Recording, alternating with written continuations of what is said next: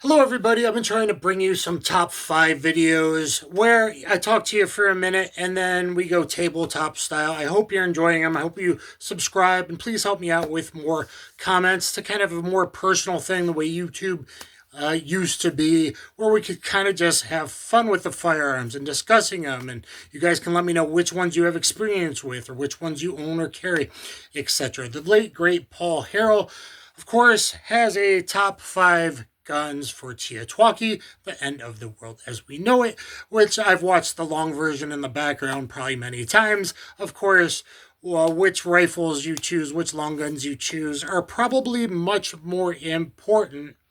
But I'm a pistol connoisseur guy, so I want to talk about the top five pistols for TEOTWAWKI or SHTF that I would choose if things went this bad today, like they might have gone.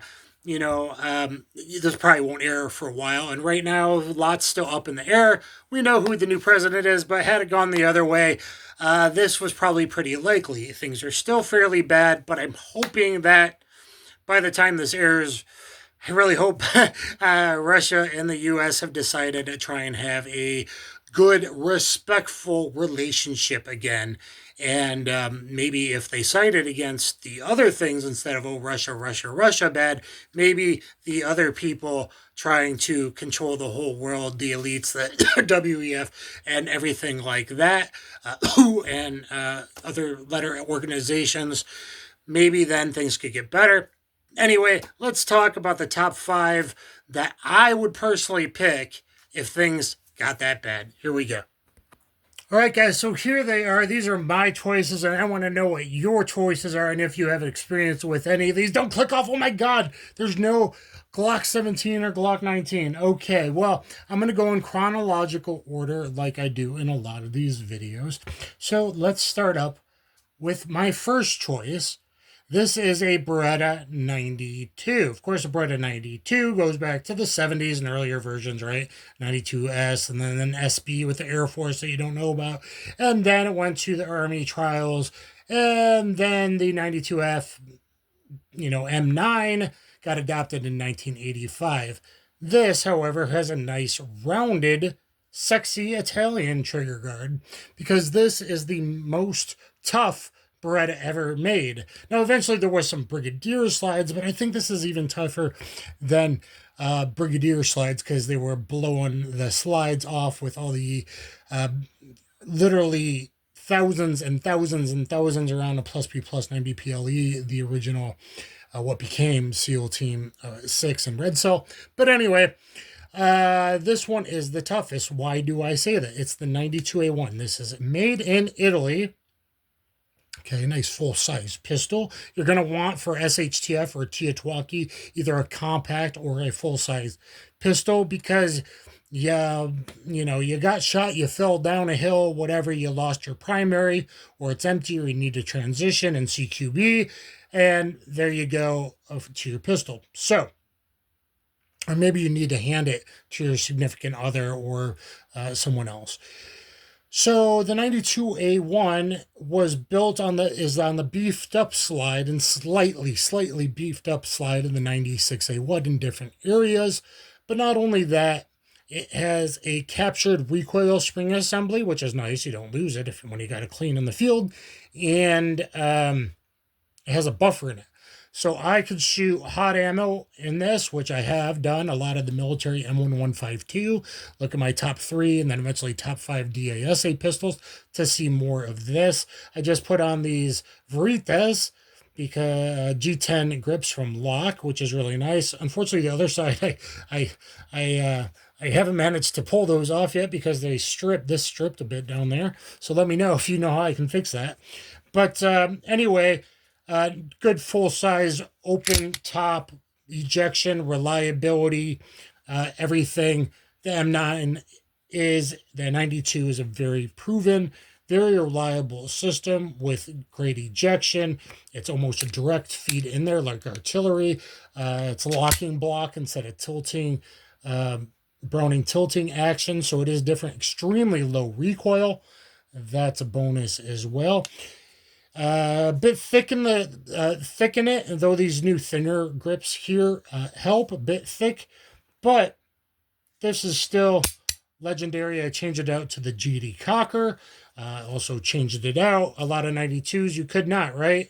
Except for the Brigadier slides and then 92A1s, then eventually 92Xs. It's not milled in the slide, so you can swap out, which I did, to these wonderful Access night sights. My name's Dan the Wolfman. Access night sights. F8, I don't think you can get these anymore, but these work really good. I don't do nods and that kind of thing, but apparently a lot of SOCOM like the F8 style for NVGs. So the 92A1. Next up, which has been my duty weapon, working arm security, I should say, we got the HK P30L. I beat up John Wick and took his pistol. If you don't believe that I could beat up John Wick, you need to look at my playlist and get my combative and street jiu-jitsu instructional on BJJ Fanatics, the highest rated self-defense instructional on the world's biggest site. Combative and street jiu-jitsu on BJJ Fanatics. Anyway, this is the toughest P30. Why do I say that? Because it's not just the regular P30, it's the long slide. And just like the 92A1, has a recoil buffer in there. A P30 is tough. A P30 is 85,000 rounds until breakage tough, and then keeps going to 93,000 plus rounds. Even though a part broke, kept firing. I also think that they can run dry, which you might deal with in an SHTF situation, sandy environment, muddy, etc. So there is that. Hopefully I remember to come back to DA versus Striker, hammer fired versus Striker. We'll get to that. This is double action, single action version with decock there on the back. We got the XSR3D night sights there, XS sights right there. And it doesn't get much tougher than this. Plus, depending on the exact situation, like if it's more civil unrest, this might be going in my, duty holster setup, mag carriers. I already got that set up, retention holster kind of thing. So it depends on the scenario because of what holster I have. I got a level 2 Dara holster this goes in. I also have inside waistband with weapon mounted light holsters that fit this, so I could put a light on this, and I got holsters. So a lot of it has to do with, do you have enough magazines, and do you have holster compatibility as well, to why the decision. Next up is the HK45C. Originally started getting developed in 2005, 2006 for the military sidearm test, and 45 for special operators. And then in 2011, it was finally adopted by Naval Special Warfare / SEALs / SOCOM. Most of them with the extended barrel to put a can on as the Mark 24, because the Mark 23 was too heavy, long, unwieldy, and this does everything you need it to do. This is the light LEM, so goes to there. Look at my other videos, and then breaks there, and then resets to there. And if you let it up and people manage, get down on the ground, where you can take your finger off the trigger or get back on it, and then you got that. If you need, light LEM is life. It's amazing. I like paddle mag releases. I probably should have mentioned that earlier. I hit it not with my trigger finger. Neural pathways say that is to shoot deadly force. Don't use neural pathways, deadly force for other stuff like tasers. That's how bad things happen. These are deadly force triggers, okay? At least your primary side, but, also offhand, weak side. I use my middle finger primary. I don't use my left thumb. Why? That might save you if you were like competition and all that, but neural pathways use the primary middle finger. Okay, yes, of course, I can get to it the other side if I needed to transition over whatever. These have the 10-round elephants. This is a good old 45 ACP. SEALs are using 185 plus P hollow points. I don't know which, probably Golden Saber. But at that time, but used on the Bin Laden raid, whatever. This is not the DASA, this is the late LEM. Added some grip tape, it does kind of need that. 8-round magazines flush, all mine are converted, or 10-round elephant shoes, which also helps if you're climbing ladders on ships in the ocean, freezing your ass off with gloves on. Easy to get a glove finger in there and goes there. So very good for SHTF. I think I got at least a couple, few 10-rounders I could carry with that. And 45 ball, if you don't have hollow points, at least 45 ball is still fairly effective versus like 9mm 380 ball that tends to just zip through and not do a lot of damage. Next up, one of the newer ones, the Stoeger STR9, but unlike the typical Stoeger STR9, this is tungsten Cerakote with these wonderful Meprolite Hyper Bright night sights with the U-notched rear, and I shred with this thing like John Wick. No one's really watched the video. I think the fastest 9mm I own, something like that. I shred with this, and some of that has to do with these sights. So I'm picking up these weird blue-green phospho ring night sight. The U-notch really helps me, and the more subdued tritium in there versus the front. The recoil of the STR9s and the C and the MC and everything, they handle recoil really well. Nice undercup finger grooves that aren't nasty. So, I mean, this feels awesome like the Spider-Man, Batman grips of my P30.